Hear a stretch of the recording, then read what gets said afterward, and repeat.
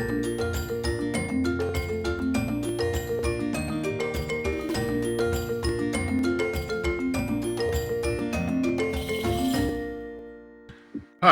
I'm Ralph Preston. It's 11 a.m. on Tuesday once again, and today we have kind of a milestone in the sense that this is number 50 of these, and I don't know where you decide to celebrate milestones. A lot of times people wait to 100 or whatever. You sure don't wait to 100 if you've been married. You do it at 10, 25, 50, 70, 60, 75. Anyway, so this is number 50, and we've been trying lately since, I don't know, around right after we did 10. We did 10 kind of discussion things to get our feet wet, and then we started turning towards science. And so what we've been trying to do, there are a lot of good talk groups out there. As far as I'm concerned, Michelle Jensen, who's here, has the best one out there, and I attend that regularly unless I have conflict, and I refer people to it. But I guess I saw a need for delivering real scientific, practical recovery information to people because I didn't see a lot of that. Then I had David Desereau, a stroke survivor who was a PT stroke survivor, returned to PT, and that wasn't good enough, so he ran a couple of marathons. He has something called No Stroke, and he brings on a number of scientists and such. And actually, Dr. McDonald, I would be happy to hook you up with David, and because you would make a good guest on his No Stroke podcast. So, Yeah. the other milestone today is the fact that I try and meet all the people I can. I try and learn all I can about stroke, and part of the reason is that I'm pretty well recovered, but I try and help other people and bring people to this meeting. Some people say, "How do you meet all these people?" Well, I don't know. I just, work at it. And so the other milestone is this is the first time we've had a doctor, MD doctor, sorry, Dr. Hetzler. No problem. These don't mean much. Yeah, it does. It does to somebody like me because I have no school, so I didn't go to college. So I admire people like you that had the perseverance to do that, and that's why I insist on calling both you, Dr. Hetzler, and Dr. McDonald, by doctor. I'll call you Bruce and Mark when I'm talking to you, but um, I think you deserve a certain amount of respect for what you did. Anyway, so and Dr. McDonald's not only a neurologist, MD neurologist, he's also a neuroscientist and the CEO of his company, Syntrillo,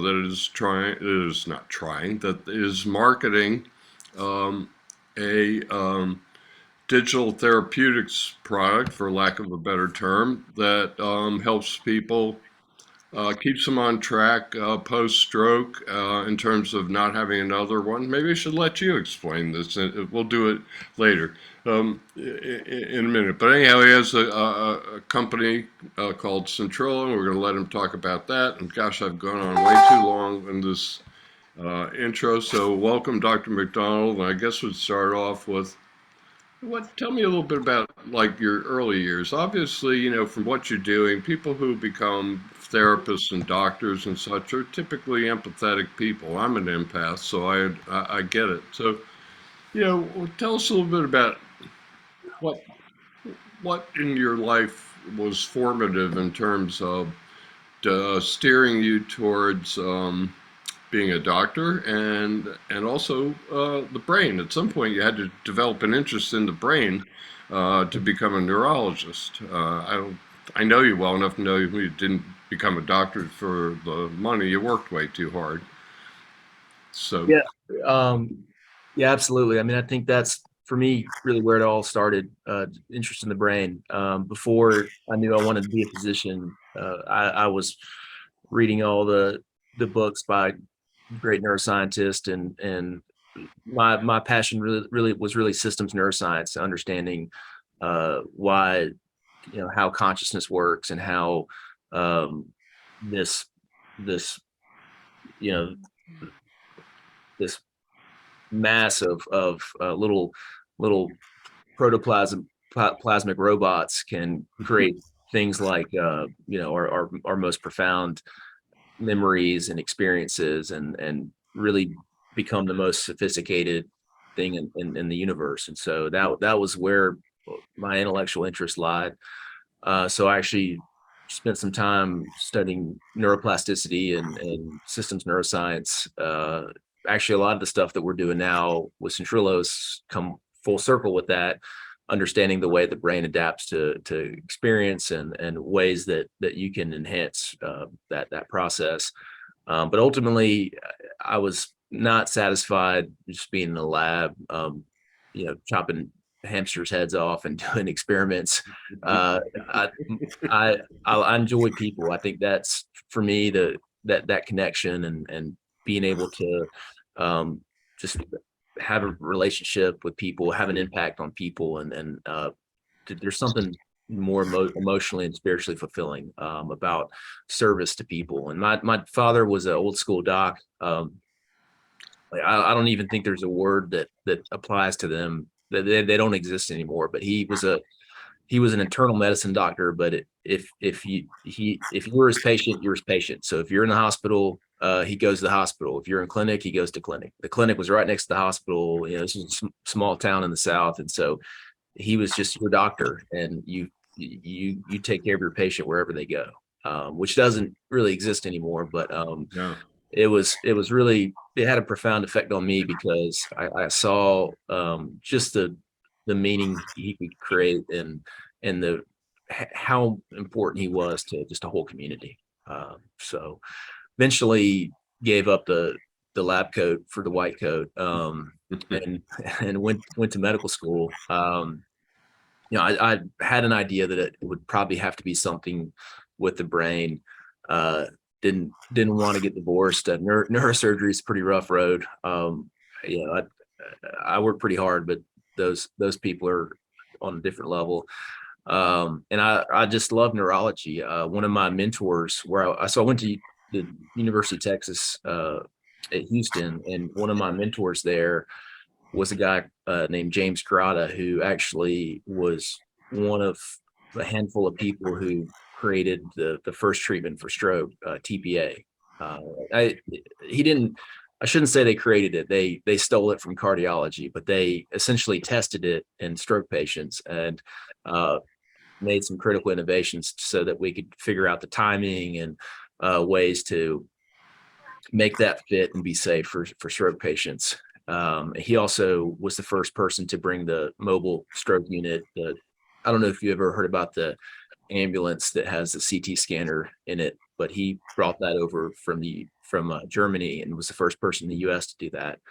And so he got me passionate about neurology. He used to always say that we as neurologists are protectors of the brain, and I just thought that was so cool, because all the things that I had learned about in my formative years, all the interesting pathways, and the thing that is you is life.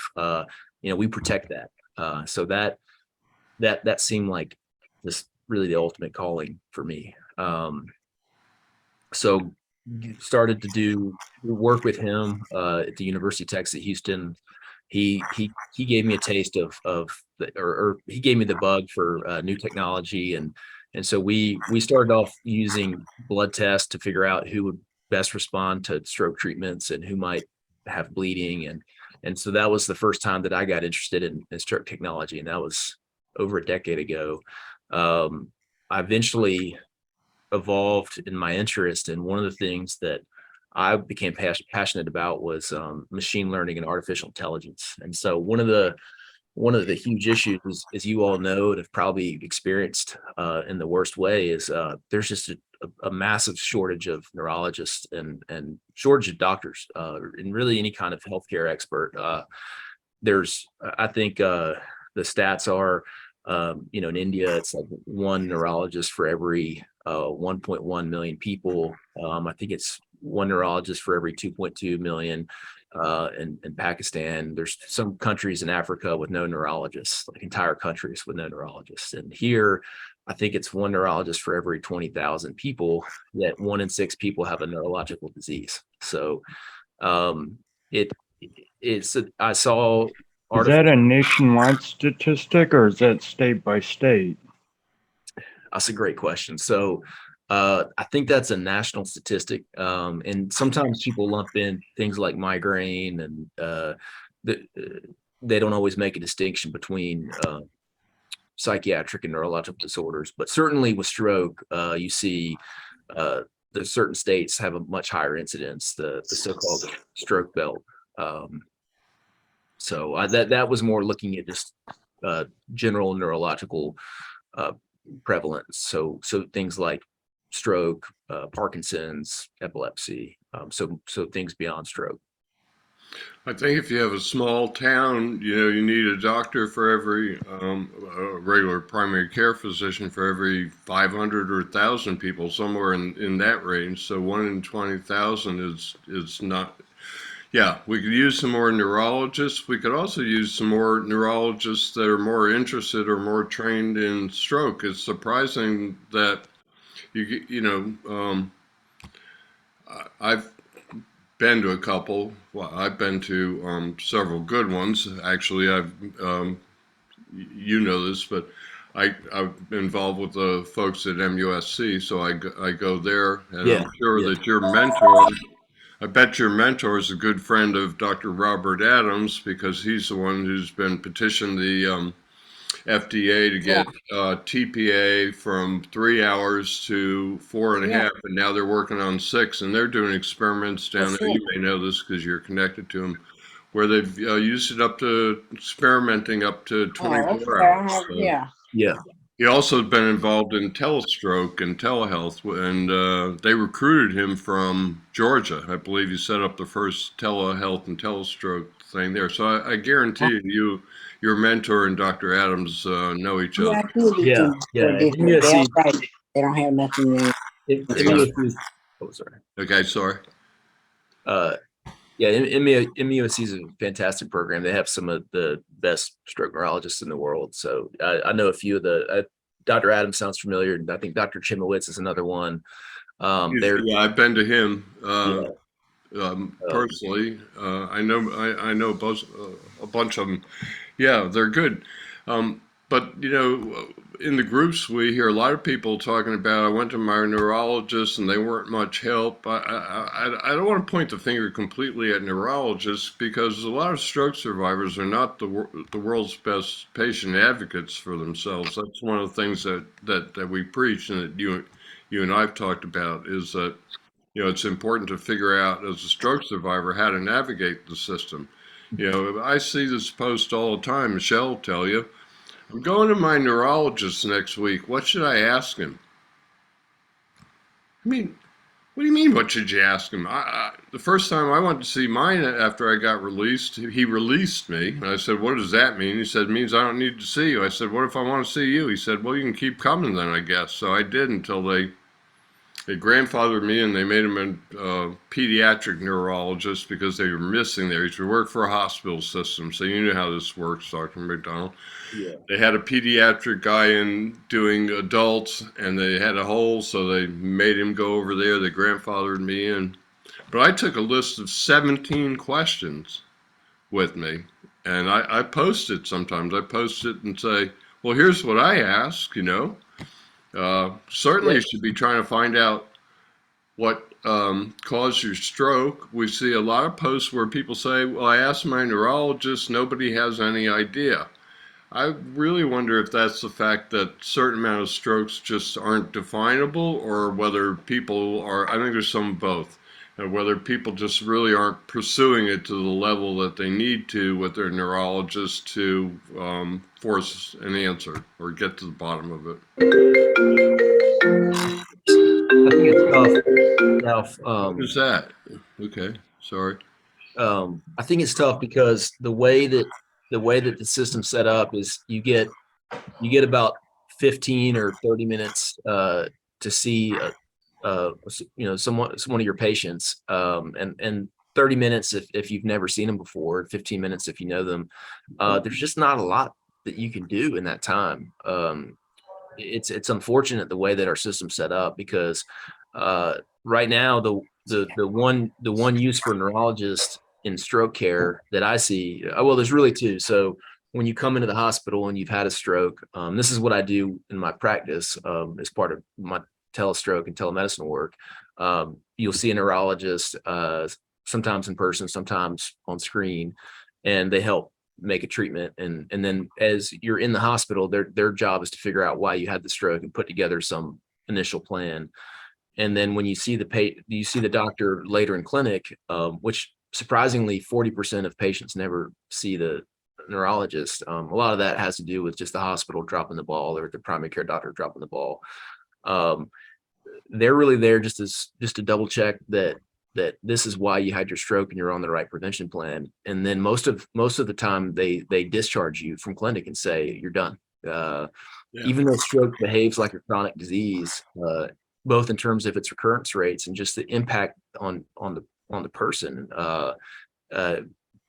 it's something that more than any other neurologic disease, you need the expert there helping you, and more experts than just neurologists. I mean, there's a whole variety of experts that are beneficial for people that have had a stroke. But the way the system's set up, they're just meant to give the blessing on, this is why you had your stroke, take your aspirin, take your statin, luck, see you later. And it's really unfortunate. I think you have to be proactive and twist their arm and get some of the other things out of them, like, hey, how can I move better, think better, feel better? How can I do, X, Y, and Z better? And unfortunately, it's just not the way that stroke care is set up. My background, I did a lot of, spent the last 10 years doing research in stroke technology. A lot of my current practice is in telestroke, but my formal training after my neurology residency was in multiple sclerosis, and that's quite different. And because it makes more money for the hospital, these drugs for multiple sclerosis patients, you have these regular visits. And what you have the opportunity to do with these regular visits is you can tackle things like fatigue. You can tackle things like cognitive function. And it was the first time that I, as a neurologist, really became more involved on the rehab side and just the whole person, and trying to teach them, hey, you've had this thing happen to you. You now need to be perfect with sleep, with diet, with these other things. You don't have the luxury to have bad sleep hygiene, or have to neglect things that are good for your brain. You've had this major thing happen to you, and we're going to work towards getting your brain healthier. That there's an opportunity for that with multiple sclerosis, just because of all the BS and the business side of medicine that just doesn't exist in stroke. And it's unfortunate. And one of the reasons why I co-founded Syntrillo was to use artificial intelligence and machine learning so that you can free up some of the diagnostic functions of a doctor.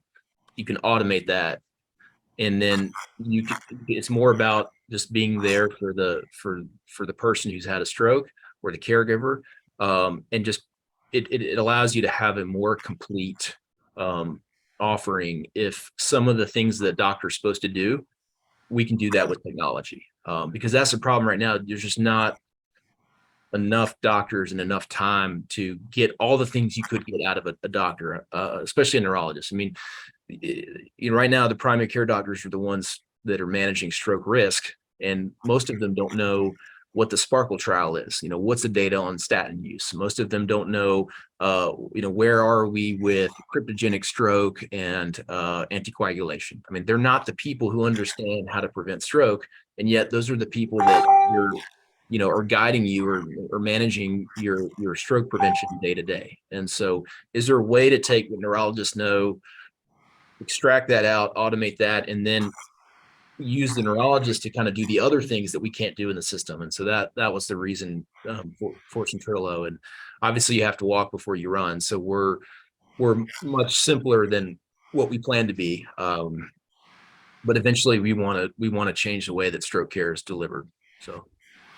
Well, that's interesting because I was going to try and segue from what in your practice brought you, made you aware of the need for Syntrillo, and you basically just described it there. I mean, that would be great because, yeah, well, in my case, when I took the 17 questions, he spent an hour and 10 minutes with me and never looked at his watch. In fact, he wasn't wearing a watch. He was a European doctor, however, and they tend to have a slightly different outlook. Same with Dr. Chimowitz, who you mentioned earlier. Yeah. So, it would be great if you could, if you're in the process of automating some of what goes on with a neurologist so that you can have more of that one-on-one interaction. So I assume that's what you're doing. For those of you who don't know, I guess somebody he has an interesting name from your company. It's like a former president or something. I can't remember his name right now. Contacted me like a year or so ago. And actually, he asked me to do something, talk about my story. I sent it in. I think you guys put it up. Andrew Hamilton. That's right. Yeah.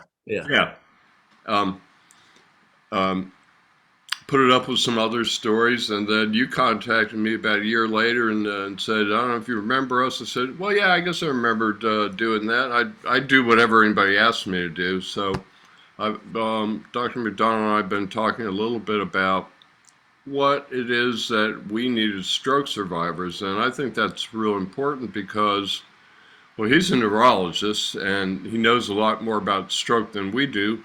But on the flip side, we know a lot more about having a stroke than he can ever, unless he has one. And, God forbid that should ever happen. Because they're no fun. And so we go through a lot of stuff. Yeah, you were saying that, they give us some types of therapy or some things are available, but certain things aren't. Yeah, it's quite common for the PCP to be handling your stroke situation because you're not seeing a neurologist regularly. I don't know if that's a healthcare system preventing you or the fact that it's only 1 in every 20,000 people, there's too much demand or what. But we don't get enough neurology. And, I do a thing sometimes in the groups. Everybody who got PT raise their hand, and everybody will raise their hand. And then I go, okay, everybody who got any kind of MT, mental therapy to help you deal with the whole thing, raise your hand. No hands ever go up. So that's why I think it's important, if we want to see change as a stroke community, then we need to be working with people like you as a neurologist and Syntrillo. And that's the reason that I've been more than willing to do whatever I can do to pass that knowledge on. I've done a few surveys and things. I'm not, trying to brag or anything. I'm trying to make the point that I feel it's really important that these two communities, the medical community and the stroke community, come together and start working together. I mean, ultimately, I'd like to fund studies at MUSC's Stroke Recovery Research Center. I'd like to generate continuing education. I've never told you, I don't think I've told you this, but one of the ideas is everybody has to take continuing education. What if we started putting together continuing education that was oriented around bringing these communities together, educating clinicians as to what we need? Wouldn't they take that instead of like how to use the new, XYZ device? I think so, but we'll see. I think it's critical, Ralph. If you look at multiple sclerosis, the people that are leading the change more than the neurologists are people that have had multiple sclerosis. Now, unfortunately, there's a lot of money in those drugs, and there's a lot more opportunity to organize and get people with multiple sclerosis together to enact change, which I think is one reason why they're a little bit ahead of all of us in the stroke space. But it's got to be hand in hand because doctor has such just a superficial, I mean, on some level, we understand the pathophysiology and the treatments and the science, but we don't know what it's like to try to take your first shower after you get home from the hospital. All these little things that are so important, we have no idea. And so we really can't, we can't take care of the whole person without, active guidance and without survivors and caregivers really working hand in hand with us. We just won't know what to do. We won't know where to apply our insights and where to tailor our treatments. And so I totally agree. And I think it's one reason why you and I have always worked well together and are willing to collaborate because we both share that vision. Well, and I think there is something you can do. We try and take care of each other in our little groups and communities because we understand. And when you're talking with and dealing with other people who've been through what you have, you get this sudden feeling when you connect to a group like that you belong. And before you make those kind of connections, you're out there going, like, oh, I'm the only one in the world this happened to, and that's just absolutely not true. So what we need to do is figure out a way for the hospitals and the medical system to make more money off of stroke so we can get what we need. Unfortunately, I've thought about this, and my model doesn't fit that at all. In fact, it's the antithesis of it, in the sense that I think that stroke ought to be declared a lifetime event by the insurance companies. But what motivation do they have to do that? That would just mean that they had, that they had to take care of us for longer. On the other hand, when I had my stroke 14 years ago, Blue Cross Blue Shield assigned a neurological nurse to me who was very, very helpful. Why did they do that? I think that they did that. I don't think they did that out of the goodness of their heart. I think there was some kind of financial motivation. In other words, if the neurological nurses are deployed to help people who've had strokes, maybe they can prevent them having another stroke, and they can prevent shelling out, in my case, $54,000 for me while I shelled out $6,000. Yeah. So I think the motivation is, to not to keep you from having another stroke so they don't have to pay out, not to keep you from having another stroke because you're a human being and because they don't particularly think about human beings. So I have to come up with a different model. I didn't realize that about MS, so that's real valuable information because I put this stuff in the back of my head and I'll try and figure out how to make the healthcare system make money off stroke so they give us what I want. What we want, not what I want. I think that's the benefit of being a stroke survivor interested in business or being a doctor interested in business is you can kind of play their game and try to use those rules to achieve your ends. Everyone on our team, they come from a clinical background, so we could care less about making a ton of money. That's not really why we're doing it. It's about really tapping into those opportunities so that we can get hospital systems and other people engaged.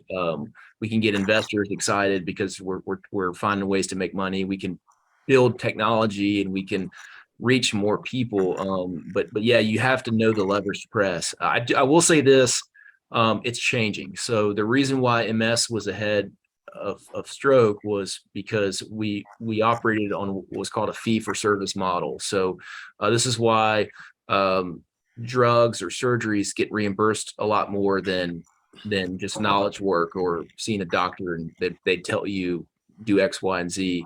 But that's changing. We are moving towards what's called a value-based care system. And one of the good things for stroke survivors and caregivers is stroke is one of the most costly diseases in the world. It's the leading cause of long-term disability.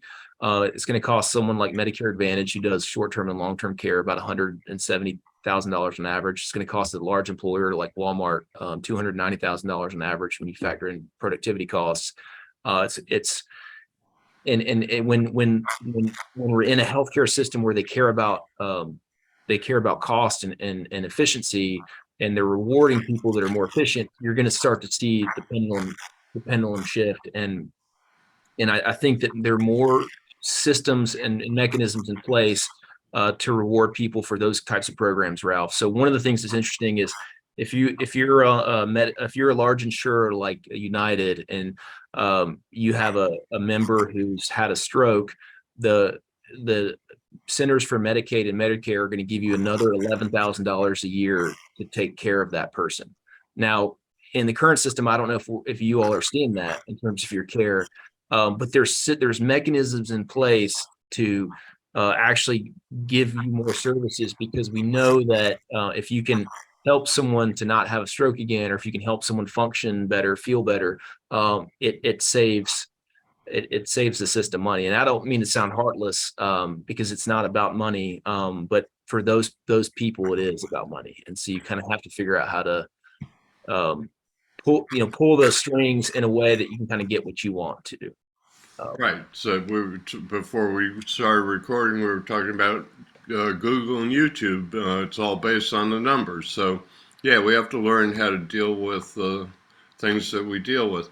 Earlier, I was saying, we tend to kind of try and take care of our own as much as we can mentally, because we don't get a lot of mental therapy. But there is a place for clinicians and Syntrillo and all this, because well, those who don't know, I don't know if I don't know, I haven't seen your org chart, but the other people that I've met at Syntrillo are occupational therapists, physical therapists, psychologists, and such.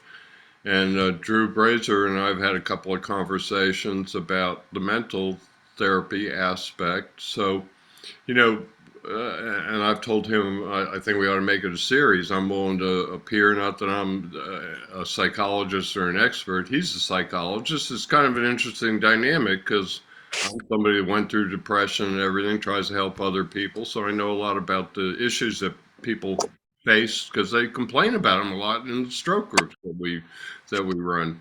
Yeah. So there's a place for collaboration in the sense, like I said, God forbid you or any of your team or anybody who doesn't ever have a stroke, anyone, ever, anywhere, but that's not going to happen. So I think there's a place for collaboration in there, because there are a number of us I call pay it forward types that I thought when I started this, there weren't a lot of people around. There weren't a lot of Facebook groups. There were a few when I started Stroke Buddies, but it's really grown since then. And I didn't think I was like completely unique, but I didn't see a lot of other folks helping others. And now I would tell you that I would think, and Michelle's got an opinion on this, I would say that something like, I would have to guess something like 25, 30%, 33%, somewhere between a quarter and a third of all stroke survivors actually want to help others. If you were ever an empath before your stroke, which I was, it'll really crank it up a notch, and actually it turns people who weren't that aware of other people around them. I mean, I see this comment regularly. People come on and say, name one thing that was good about your stroke, and a bunch of people come on and say, there's nothing good about a stroke. And other people come on and say something like, it made me realize I was stronger than I am, or whatever. But one of the things was, it made me more empathetic. It made me more aware of struggles of other people. I think it's because it slows you down. Well, it slaps you to the ground, and you got to slow down. You're in a wheelchair.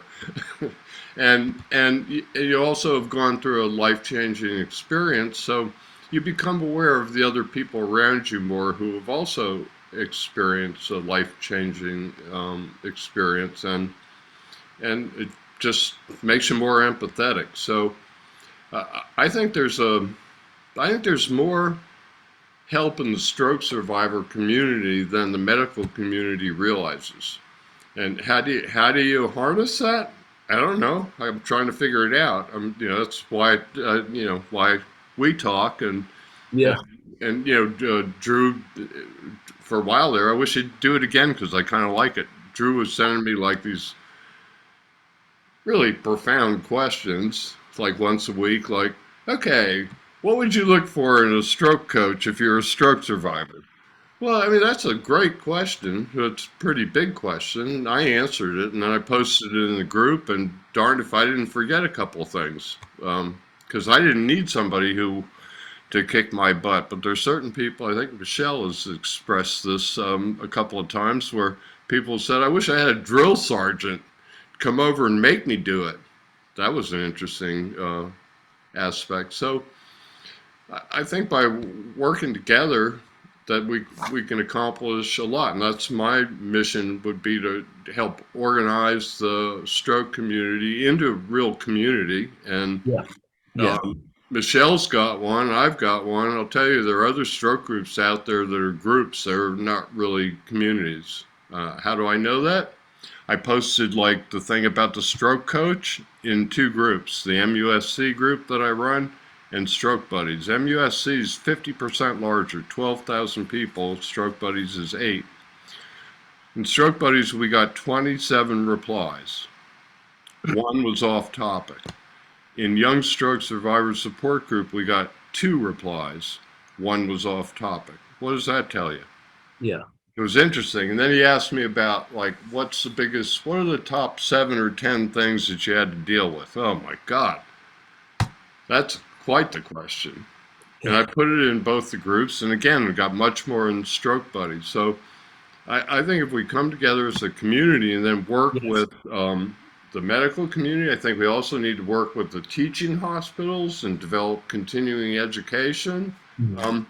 We have to work within the system. We can't sit out here and go, my neurologist is an idiot. He doesn't listen to me. He doesn't know what he's talking about. They don't know about my stroke. Well, you know, sometimes you don't know about a stroke and it's not the doctor's fault. I mean, hey, Ralph, can I put a different spin on this? Just Sure. a little different lens sure. on this, and just say that, you know, I remember very clearly being unable to cognitively process what even happened for years. It took me years to get to the point where my brain could connect pieces and fully understand and remember all of it. And I went to this neurologist, saw this neurologist, just like all you guys did, and saw him very briefly. And then he walked away. And anytime I had questions in regards to things, they were really repeat questions. So I got shuffled off. And it was, I kind of kept seeing that same thing.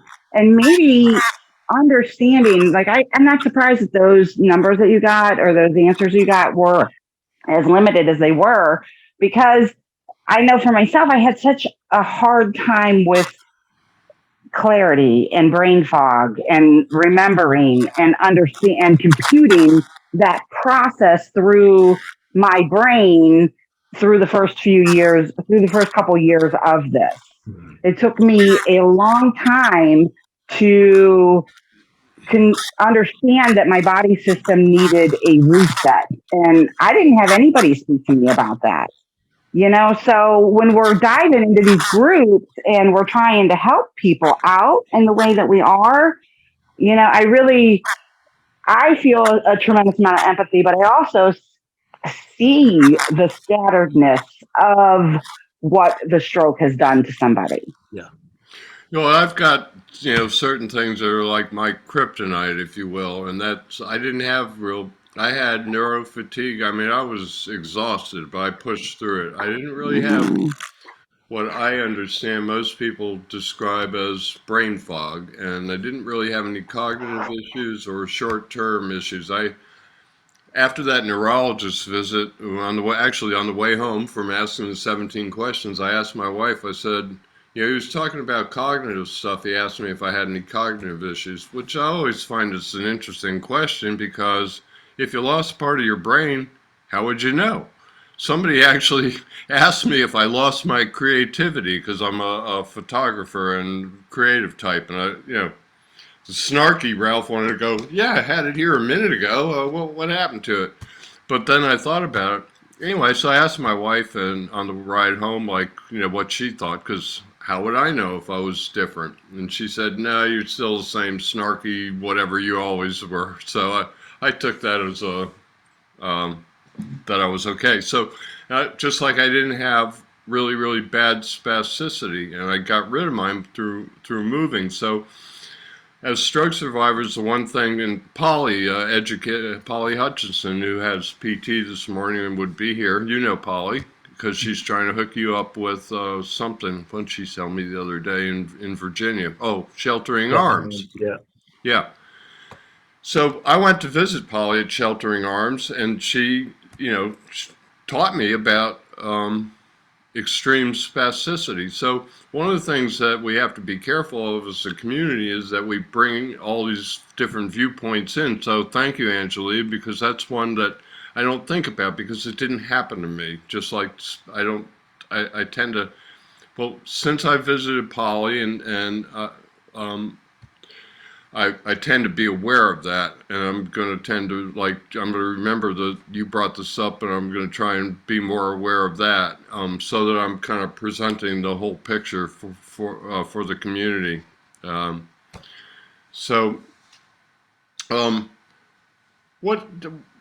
Why don't you tell us a little bit while we still got some time about some of the things you're doing and some of the things that you've got planned, a little bit about maybe what your vision for the future of Syntrillo is, and of course that would be your vision for the future of stroke care, which is what we're all interested in. So Yeah. that's probably enough questions to ask at once. Yeah. So, Angela, I think you brought up a phenomenal point. I mean, it's so hard to take care of someone if you don't know what the barriers are, what the limitations are. I mean, think about, I'm sure a lot of people here have had kids. You can't just take one universal strategy for everything and apply it to every kid. You got to understand your kid and know them and know what works for them, what doesn't, and it's only that out of that sort of deep understanding of them that you can tailor your parenting and how you develop this human to do the things that you want for them. And I think that's where we need to go, both with survivors helping other survivors and doctors helping others. So I think that one of the things that we're trying to do now is become better at using technology to understand, do I have fatigue? Do I have neglect? What are some of the issues that are going to make taking this piece of advice or this treatment plan or this thing difficult to implement? And if we can automate that assessment and that understanding, then I think we can have really truly tailored care for the individual. And so the two things we're doing now to try to improve on, I think Stroke Buddies honestly is really a dramatic improvement on what the other Facebook groups are doing. We're really trying to model that. So we were creating a community where it's a combination of survivors helping other survivors, caregivers helping other caregivers, but then there's stroke experts who are also involved. And so it can be a mix of, this research or this clinical insight plus this real life experience, and the two complement each other. I think eventually we want to get to a point where we have dedicated rooms and spaces so that if you have neglect or if you have fatigue or if you have a certain issue, then you can be in that area getting more customized advice from people that have experience, or if you want to learn about stem cells or research and you can navigate a variety of spaces and get that information. One of the things that we're doing now also is we have a series of videos and exercises that we put together for stroke survivors, and right now we have our physical therapists, our occupational therapists, our psychologists looking at it survivors assessment and trying to put together videos based on that. And eventually we're going to take information from wearable devices, probably integrate some medical history, and then we're training an algorithm to put together a series of modules so that if you're 6 months out or 12 months out from stroke and your biggest issues are fatigue or upper extremity coordination, if your biggest issue from a preventative standpoint is prevention, sorry, blood pressure, high blood pressure, or if it's more that you have trouble with accessing care, or you don't understand sort of what you need to be on, we can take all those elements and all this unique features about you and put together all the things that you need to overcome barriers to you feeling better, thinking better, functioning better, and also mitigating your risk of stroke. And so that's what we have now. It's a simple platform. We have the community. We have these customized wellness plans. Right now, we're more skewed toward rehabilitation, but we also want to work on mental health, neuroplasticity, and then prevention as we get. Do you take a deep dive into nutrition at all? Yeah, we do want to go there. It's a little bit tough because I think nutrition can be difficult until you understand what somebody's background is, what their preferences are, what their knowledge is about nutrition. Certainly think with neuroplasticity and fatigue, that's probably where we'll target first with nutrition. There's some really good research on the Mediterranean diet, on paleo diet, for improving The Walls diet. There's a bunch of different options for autoimmunity issues, and clearing that stuff up, I have found to be a great healer. Yeah.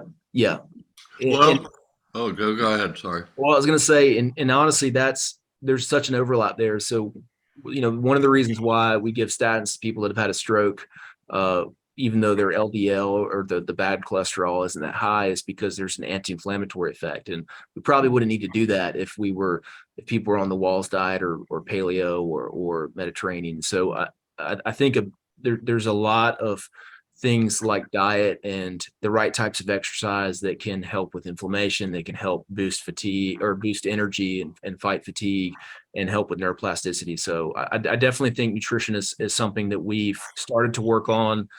We plan to probably first implement that as a way to boost energy and help with neuroplasticity first. And then as we get more sophisticated, I think we can try to tackle things like bringing your blood pressure down with the nutrition and helping with other facets. What about something as simple as teaching somebody how to breathe?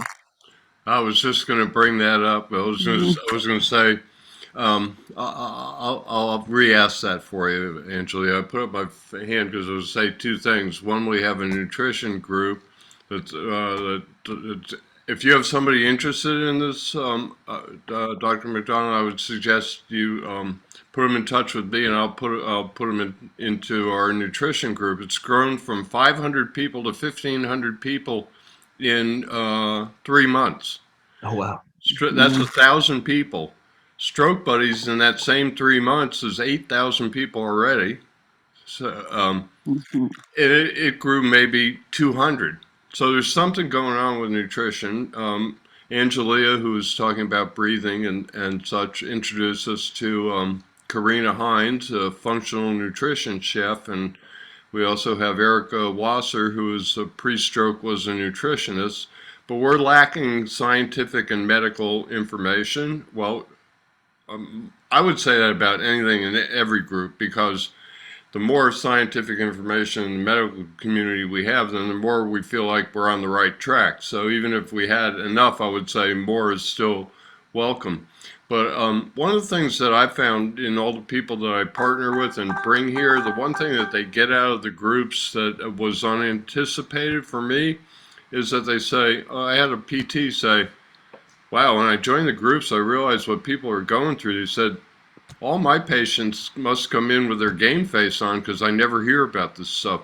Yeah. So the one thing that's really good about the groups for the medical community, PTs, OTs, all kinds of clinicians, is they find out what the real issues are. So if you would like to work on that, I would love to do that. For whatever reason, that group's just taken off because I think it's important. And, you know, we all doing what we can. I've been cooking all these, like, I don't care about carbs and stuff like that. I mean, I eat basically like a Mediterranean diet, my own version of it. Yeah. I don't care about some things that are important to other people, but I find myself lately, I've been cooking, noodleless lasagna where I use zucchini instead of noodles, slice them the long way. So it's affected my whole life. And back to breathing, Angelia, I didn't forget it. Angelia runs another group that we have called Wellness After Stroke. See, one of the reasons that you and I get along is we kind of think about things the same way in terms of, well, let's put the people with these particular problems together and let them work on it and not have it be lost in the bigger thing. So we have actually, I guess, at Michelle's suggestion, our fitness group is number 13 of subgroups. So Angelia runs one called Wellness, and she teaches a breathing class, which is also, yeah, it's hitting on meditation. And we also in that group try and talk about things like there's some overlap with nutrition because people who think about wellness think about actually, and you're open to this, so I can say this to you. I wouldn't necessarily say this to any and every doctor that I know, and that is that, there are people who would like to have less involvement with the medical community in terms of like, I'll just pick on something. It's a controversial topic, but they stick every one of us, not me, but 80% of people get stuck on statins, and 80% of them don't have high cholesterol, and we don't know why. And so there are a lot of people that are looking for solutions that they could do with their diet, with their breathing, with the way that with meditation, with things that they could do to reduce their blood pressure, their anxiety, whatever, without all the medications. And you know this because they say, well, we'll write you a script for this, take 2 of them, and call me in the morning. I mean, it's an old model. I mean, I heard that when I was 5 years old in 1955. So there are people out there, and Angelia is helping by leading a breathing class every Friday, and that's gaining some momentum. So I think you'll find that the community is open to a lot of things, medical as well. We want more medical information, but part of that is also, well, why are we on statins? Do we really need to be on statins? Can I get off? I mean, sorry, Michelle, I keep picking on you. You're the only other group owner here, but Michelle will tell you, we see that, all the time. Why am I on a statin? How do I get off? And people come in and go, oh no, I wasn't buying any of that. I just went off of it. And I'm thinking, well, you really ought to go off of it with your doctors. I'm not for self-medication. I'm not for going off medications without some kind of plan. Yeah. We should be working together. And go ahead. Go ahead. Sorry. I'm just going to say, I have found it to be very difficult to find a doctor that can really help you understand and replace the medication with nutritional value, whether it be through food or some other means. I just have found that track to be a little bit challenging. I think it's tough. It's very ingrained in us to say what's the research say, what do the clinical studies say, and a lot of the clinical studies follow the money. They follow the pharma companies and the other things. Now I'm a big believer in statins only because I think that there's an anti-inflammatory component to statins, which is why they work. And if you could, my personal belief is you could probably get that with diet and nutrition. I don't know that we've studied it enough to know exactly when to know if somebody's reached a certain threshold with their diet that's more effective than the statin. But I think that the statin ultimately is a crutch. But what I worry about in telling people to abandon statins is if there's no alternative, and if they stop their statin because they think their cholesterol is okay, they don't understand the anti-inflammatory benefit, and then they're not intentional about their diet, or vitamin D is a great example. Vitamin D, if you're low in vitamin D, and we get it to a certain level for multiple sclerosis, that's just as effective as some of the first drugs for MS in terms of anti-inflammatory effects.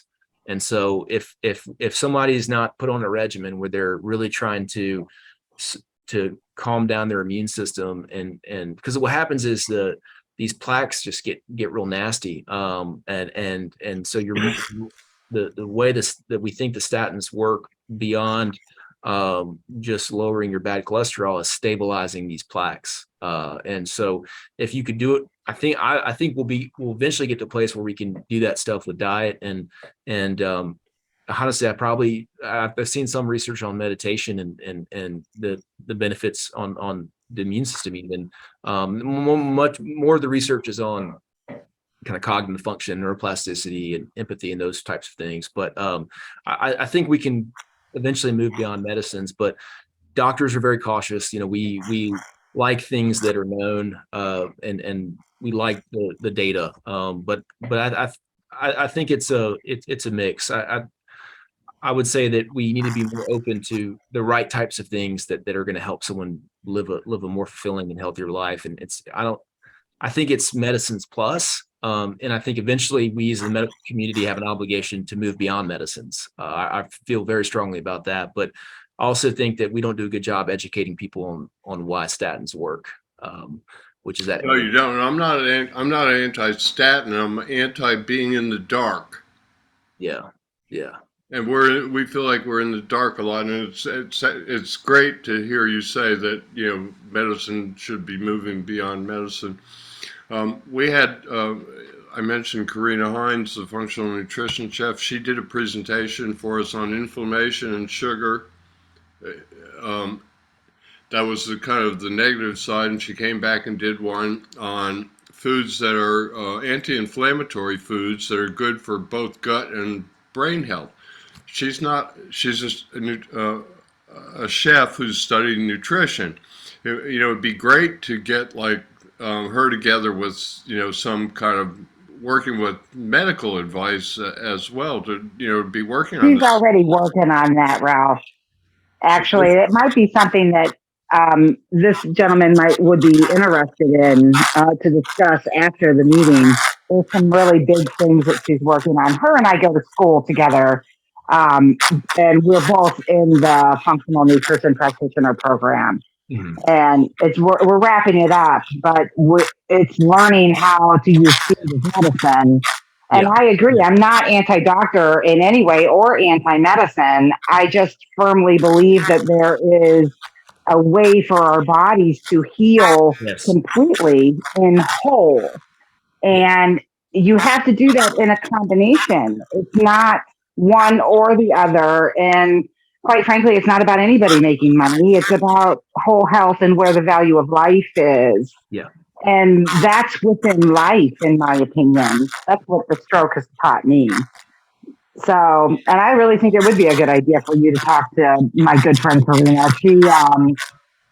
She's doing a lot of really big things right now. She's working on some grant writing, but that's for another time. Yeah, Angela, I'd love to talk to you about that. And we've done some things on breathing and mindfulness, but one of the things that we really could benefit from your experience and some of the other people's experience here is how do you take something and export it so that people understand it, they can fit it into their lives. We don't know stroke survivors the way that you do.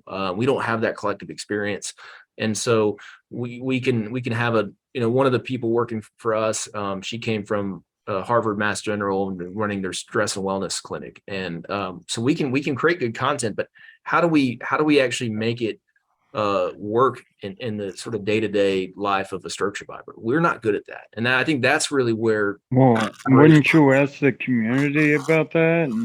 They are. I mean, that's, I mean, you get a lot What of this is about. feedback. I don't know. I applied to Syntrillo and they got back in touch with me, but then never called me when they told me they were gonna. So, I mean, but I think to get that information, you'd reach out to the community and get a whole bunch and get an average of what those answers are. Yeah. I'd like to think that I'm trying to facilitate that by saying to Dr. McDonald, you know, if you got somebody who's interested in it, we'll put you together with Angelia and Karina and me, and you know, and we'll start working on this and making it happen. Because that's, I mean, I don't know what I'm doing, but I do know what I'm doing because I take what's available to me and I try and come up with some kind of solution. Is it the ultimate one? Probably not, because I don't have everything available to me. If I had more resources, I could do more, and that's one of the things that you know, I'm trying to do in terms of bringing more and more information. I hate it being about me, but in some ways, the more it's about me and people recognize what we're doing, and even if I don't really want to be the figurehead. I've said this a number of times. I think we should all bring all our communities together somehow. Yeah. One idea I had, Dr. McDonald, I hadn't mentioned to you. I was talking with Michelle about all this. You know, how do we? I kind of feel like all of our groups and what Syntrillo is doing and various other companies. Maybe MedRhythms were kind of like my whole thing was I started helping people because I thought it was stupid that they sent 800,000 people home to reinvent the wheel, and I used reinvent the wheel. Well, in a sense, you know, Michelle and I are now working together, but if we weren't, we're kind of duplicating each other's effort. How do you bring them all together? Well, right after I hung up from Michelle, I had a thing on a listserv. I know how listservs work. Somebody had replied to, like, I can't be there to like 800 people on the listserv, which you don't do. But anyway, I went, wait a minute now. There's a solution. No egos involved. Everybody can maintain their own identities and their own groups and companies. And what if we put together a listserv? And then what if we had like a common website that pointed back to all of us and we pooled our resources? I don't know, you know. Yeah. Big goal, but you know, I need something to work on. Otherwise, I go crazy. I got a brain I can't stop. So I try and put it to good use. So I think there's a lot of I think the only way we're going to get what we want is to work within the system, you know? Yeah. I was an old hippie and we worked against the system. I had a hippie leather shop and we did everything different, you know, because we were making statements and such. And then what happened? We all realized that wasn't going to work because you can't buck the system in a sense. So what did we all do? We disappeared underground for 20, 30 years, became part of the system, worked the system, made money, and then emerged out the other end as we retired with those same values that, you know, we professed 40, 50 years ago. So it's the same sort of thing here. I think we have to work with, you know, with what we're doing, and you know, with you and everybody. I work freely. I have people say to me, and I'm not saying this to make you feel bad. I have people say all the time, "Well, don't you charge these folks?" And I say, "No, maybe they should be paying me, but here's the point. The point is nobody's listening to us in the medical community." And I'll get to you in a sec, Sophia. Yeah, nobody's really listening to us, so we feel like, you know, we need to shout. You know, the more noise we make, the more likely we are to get somebody to listen to us, and the more we collaborate with people and work through the system, the more we are likely to affect the change we want. Sophia, do you have a question? You were. Oh, I thought you were motioning like you wanted to talk. Sorry. So I don't know what your schedule is. I can do this all day. Yeah. I can keep going. And Abraham, I mean, that's a good point you make. And you know, sorry if you had a bad experience. I mean, we're still kind of a growing team, and we're not quite a well-oiled machine yet. But one of the things that we've had a challenge with is, you know, we hate to bombard people with questions. Finding the rhythm of you know, answering questions that people ask and trying to be a resource for them, but then also trying to get information that we need to be better. So we're still learning that balance. So I do think that we haven't quite figured that out, but you're absolutely right. I mean, it should be coming from the community, and we should be kind of crowdsourcing that information to find the best way to do it. So we're open to feedback and guidance, and Ralph, like you said, I mean, I think we're all trying to do the same thing, just different ways. I'll give you I'll give you a little bit of feedback if you won't take it as criticism, or you'll take it as constructive criticism. Yeah. And I found that you really have to make things easy for people.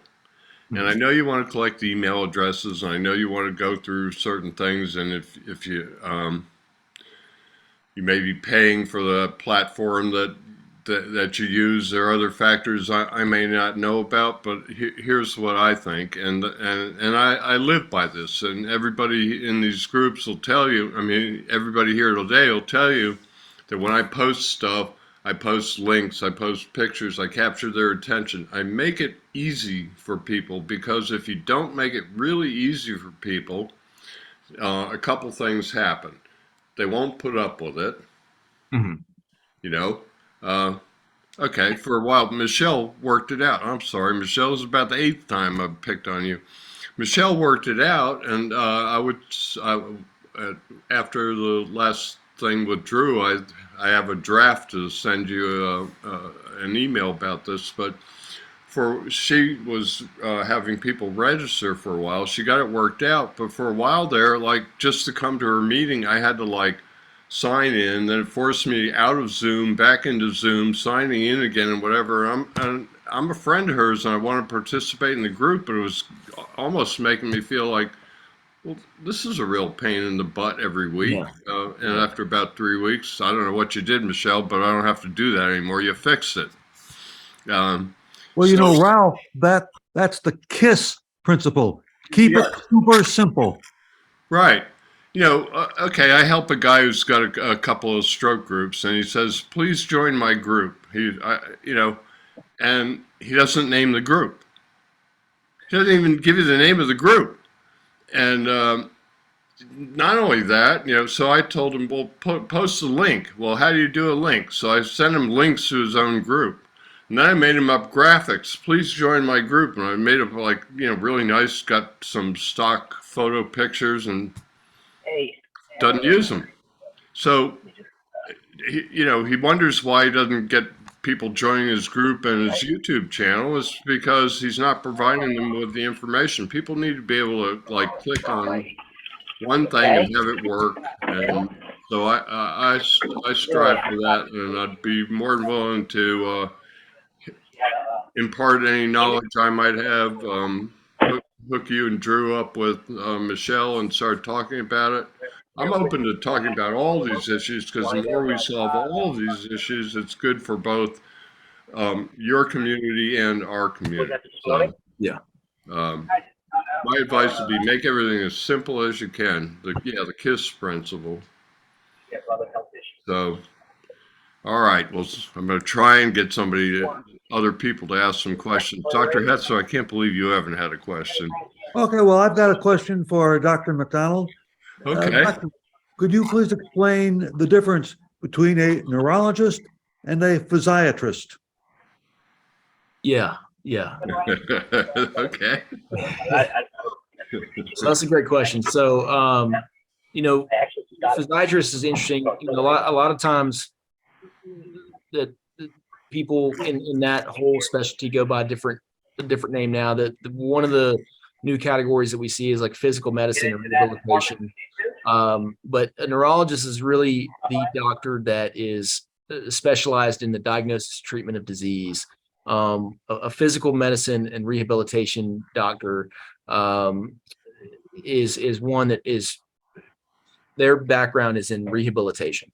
And often what you see is that they're more managing a team of different experts that facilitate rehabilitation. So they're, I don't want to say they're administrators, because they're not. They have a really deep and important knowledge base, but it's different in that they're not on the front lines diagnosing and treating neurologic disease. They're kind of helping in the aftermath, optimizing recovery.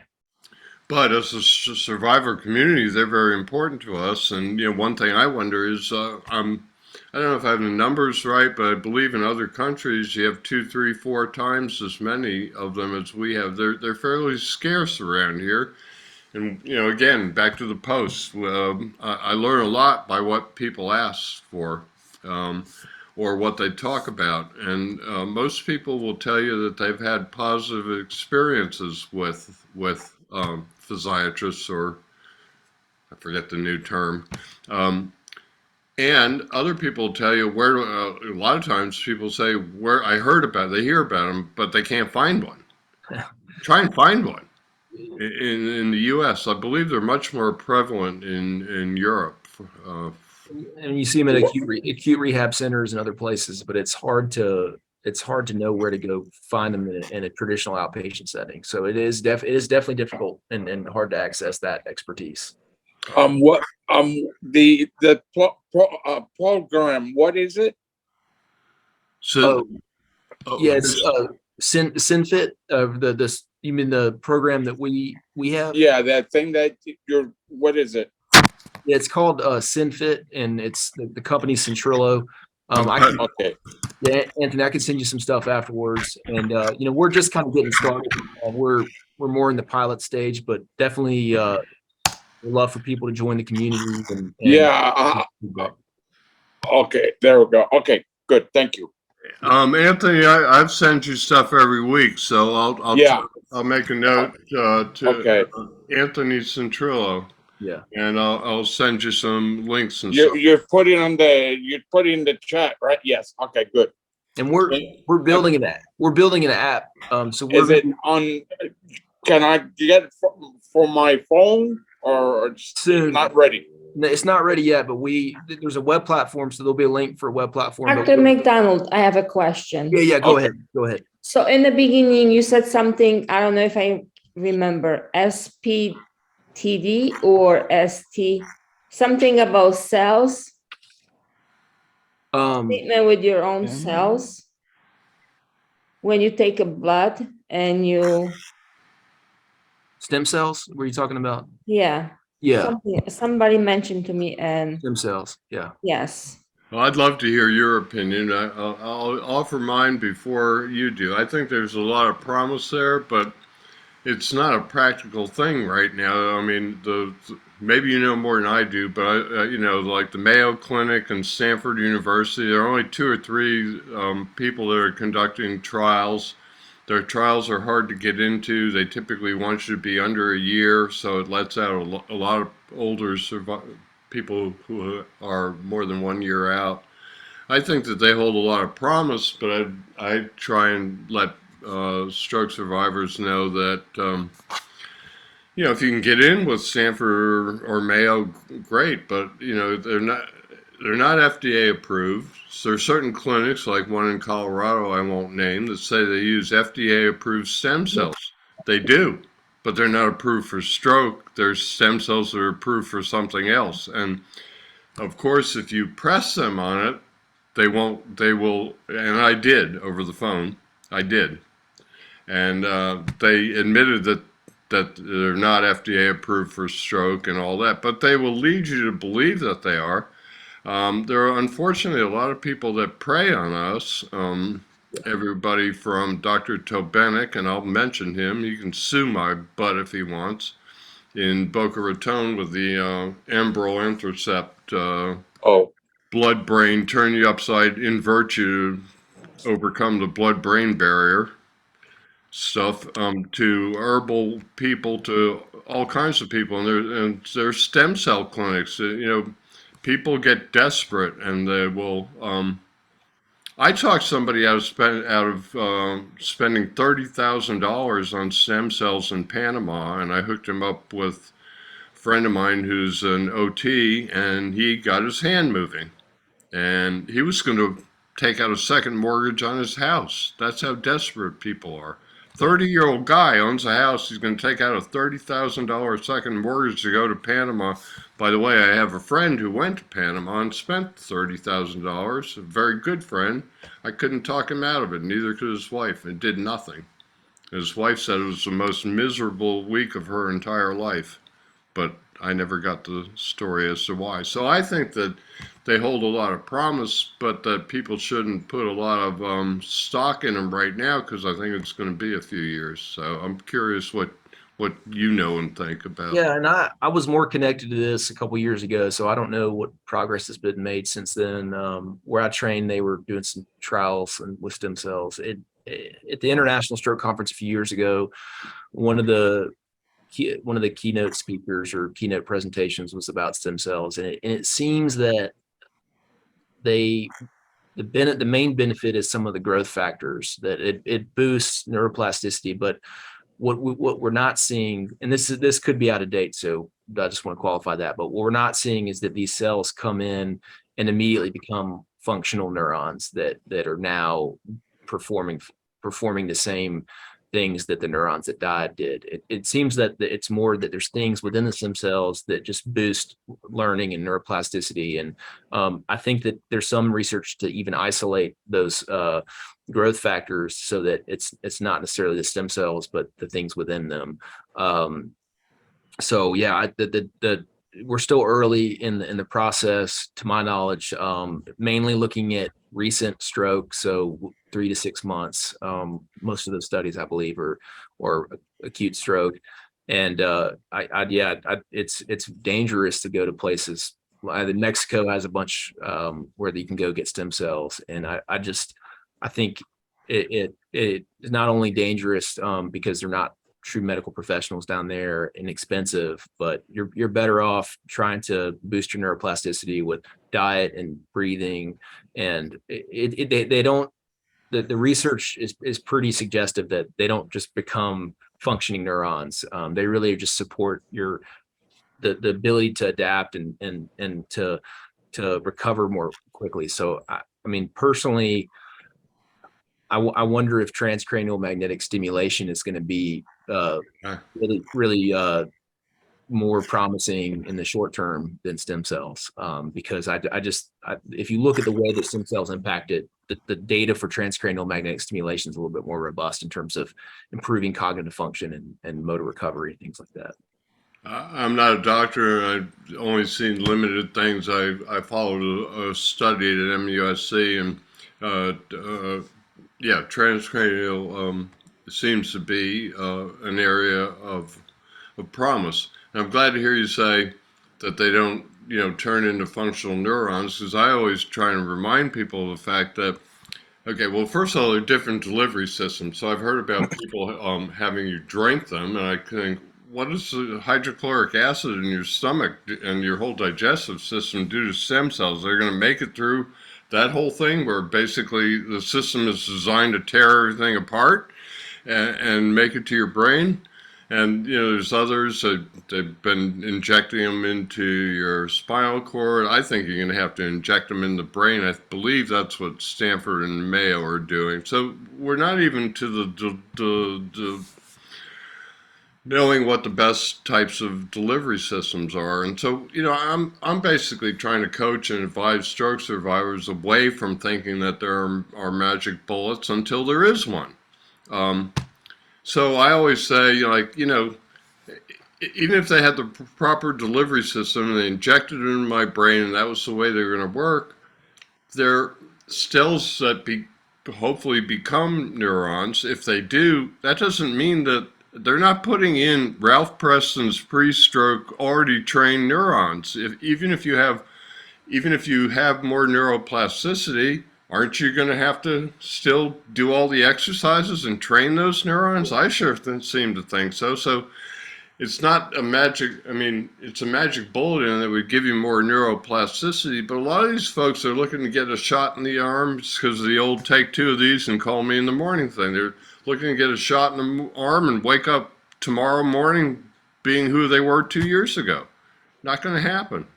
Well, you're right, Ralph, that the Stanford study did apply stem cells, but they drilled a hole in the skull and they injected a long needle in and put it in the stroke core.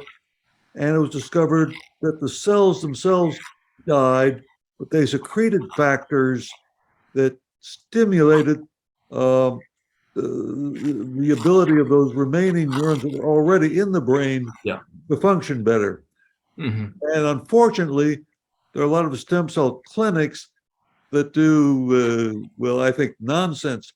I live in Appleton, Wisconsin, and Bart Starr, the famous Green Bay Packer from many years ago, had a stroke and went down to Mexico and got some stem cells, I don't know, taken from his blood or somewhere and injected into his arm, for like $30,000. And how in the world are they going to find it up to his brain, through the blood-brain barrier to the point of the stroke to have any benefit? Obviously, none. And that's a problem if you go to a stem cell clinic, in my opinion, a stem cell clinic anywhere here. They're not going to drill a hole in your skull. They're going to take something out of your arm and inject it in your butt or vice versa and say that's going to cure you. And that's utter nonsense. Dr. McDonald, Dr. Hetzler is a neuroscientist who taught at Lawrence University for 43 years and unfortunately himself suffered a stroke about, I can't 11 remember. years ago. 10 or 11 years ago. Mm-hmm. And was actually able to return to teaching. They made him take an 8-hour cognitive exam. Can you imagine? I mean, that would be tough. Just 8 hours. I mean, people complain about they can't put their socks on, or I made the bed and I'm tired, and they make this man take an 8-hour cognitive test, which he passed with flying colors, quote unquote. I'm amazed you can remember that, Ralph. I remember a lot of things. Well, your hippocampus is working well. I guess so. By the way, Ralph, what did the hippocampus say in his retirement speech? Oh, God. Thanks for the memories. Oh. All right. I didn't get that one this week. Last time I beat Dr. Hetzler to a punch on a cheap shot. Let him know we appreciate his wacky sense of humor. And I bet your wife said you had the same wacky sense of humor after your stroke. Like my wife said, yeah, you're just as mean and ornery as you used to be. Well, it's interesting because, Dr. McDonald, I had a hemorrhagic stroke in my right thalamus. And one neurologist told my wife that I wouldn't be alive the next morning. Well, obviously I was. And I was put in a drug-induced coma for 8 days. And another neurologist told my wife that if I survived that, she better prepare herself because I would be a completely different person and she probably wouldn't recognize me. He was wrong too. I'm still the same smart aleck that I was then. And my wife says, unfortunately, you didn't get any better in that regard. But so I know neurologists try to help and often do. The late, great Oliver Sacks, I think, was an outstanding neurologist. Yeah. He gave a talk at Lawrence University where I was a professor, and very interesting fellow. I went out to dinner with him, and very nice, interesting man. Well, I think, most people who become doctors and therapists and such want to help people. I mean, you can make a good living doing any and all of them, but I don't think that's their primary motivation. I think they're mostly not everyone, but mostly they're empathetic. They understand and feel for other human beings and want to do something about it. So I think it's a noble profession. In fact, I wanted to be a doctor. I went to work at Mass General Hospital, but then the whole life got in the way. And I never ended up going to college or doing anything. I found out I didn't like blood. We used to have to walk at MGH. You had to walk through the emergency room to get to the cafeteria. They'd be wheeling in some guy with somebody's hand inside a stab wound, stopping him from bleeding, bleeding out before they, and I just see that and I'd go right back to work. No lunch today. Yeah. But anyway, empathy is a good thing, and I think there's a lot of it in the stroke community. I think by working together, we can do a lot. I think that, one of the things I think the financial, I thought about this before, but when you were talking about MS and the financial thing, I think the angle here is, as a community, maybe we could work towards getting more resources if it would return more people to work, because the disability aspect of this is just huge, and that's where there is some potential daylight. I said this a couple weeks ago in a meeting. It's completely a scientific wild ass guess, but I said, I think you could probably return a quarter or a third of the people who end up being disabled. I mean, there's some people who actually want to be disabled. They're like glad that I had people say to me after my stroke, they said, "Oh, well, now you can collect disability." And I said, "I don't want to collect disability. That would mean I'm disabled. I don't want to be disabled."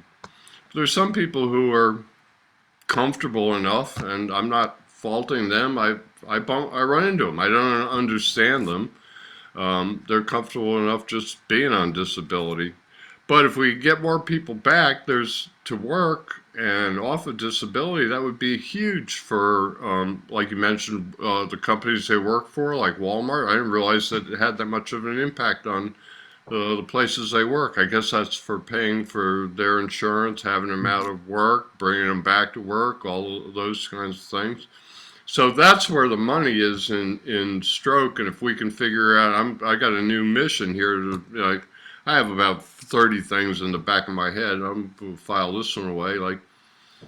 As I come across things, I'll add to it. How do we figure out how to decrease disability? Because if we could do that, then they would give us, resources would flow our way.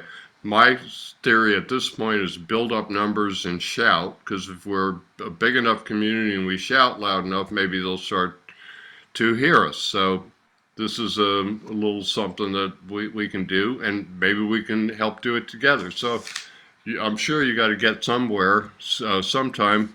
So I would ask you one more question, and that is, what can we do as a community to help you and help Syntrillo and help all the people out there? What should we be doing and looking for, and how should we be cooperating to make this collaboration happen better, more efficiently?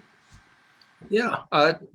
Tough question, sorry. No. I mean, whatever you all feel comfortable with. I think, Ralph, I love doing this, and I think we both have network of people that have had really interesting journeys, whether they're stroke survivors or medical professionals. So I think sharing resources would be, continuing to, for our experts to kind of come on and vice versa.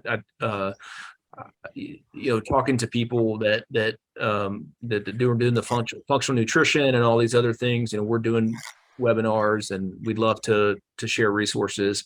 We'd love for people to be part of our community. It's free, and just if they could say, hey, we should have this type of room, or we should have this type of function, or let's do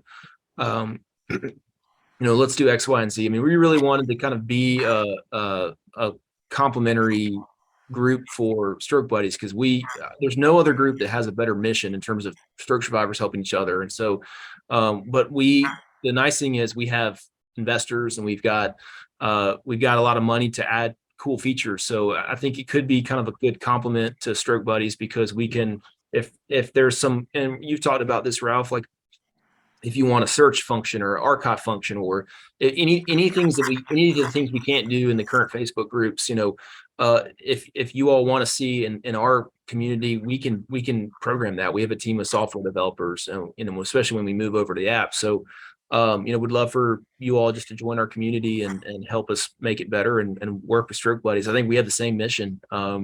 We want to kind of use our collective experience and energy to try to help this problem and help people recover faster.